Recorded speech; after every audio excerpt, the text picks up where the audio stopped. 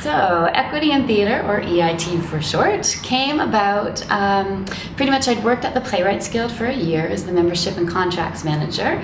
And then with my history of equity initiatives and research and work, my boss said, hey, why don't you start some kind of equity initiative here? Okay, great idea. And she was also talking to the executive director of Pat the Dog Theatre Creation, which is a play development center in Kitchener, and Lisa O'Connell. And she said, oh, I have someone, a dramaturg on staff, who's also really interested in gender initiatives. And why don't we get our two staff members together and see what they come up with? So that's pretty much what happened. I met with Lane Zisman Newman, and the two of us got together and envisioned this Equity in Theatre project. And we envisioned it as a 2-year project, 4 prongs, and we set about to gather up our partners because it was going to be an industry-wide initiative. The first prong as a starting point was that we wanted to do another research study to see where we were at. The last one was done in 2006 by me, and we wondered where we'd come and how far we'd come, if at all, in that decade.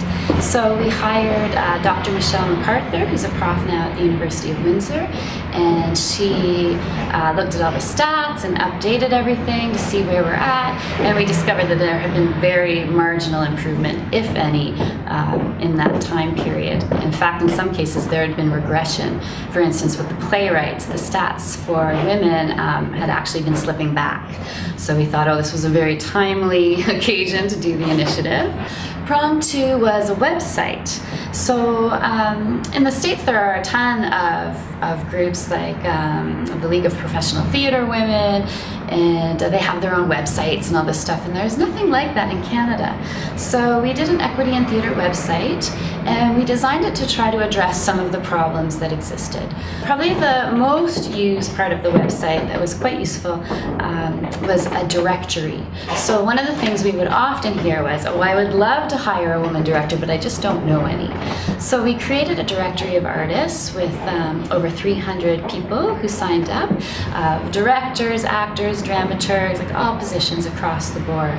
And we were happy to see that that was really utilized. People would go there and search for people and hopefully find them. The third prong was a symposium. We wanted to have a symposium where we gathered together all of the industry stakeholders and interested parties.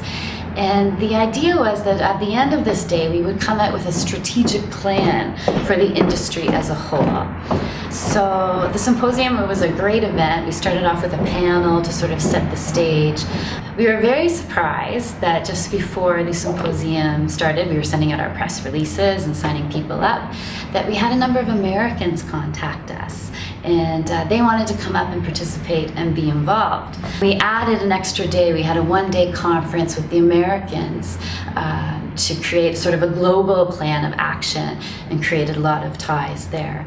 So that was, those two things together were very successful, we felt. And at the end of the day with the main symposium, we had people stand up and make pledges, which was just phenomenal. We hadn't asked for that, so it was very surprising. And they really ranged from individual personal things, people saying like, I'm gonna go out and make sure that I see a play by a woman every month or something like that. The fourth and final prong was a series of community actions all across the country that were designed to raise awareness and to sort of generate supporters and get everyone involved. And that sort of ranged by region, what people were looking for and wanted. So in Vancouver, we had a panel about diversity. In Nova Scotia and Halifax, we had a panel about gender. Here in Toronto, we did a chalk bombing on Culture Days. We went out to all of the theaters and wrote stats and names of women playwrights and had handouts with statistics and caught people coming out of the Mirvish shows and handed those out. That was our first 2 years of activity. We accomplished the goals that we set out to accomplish, so I was very pleased about that. And then we went into year 3.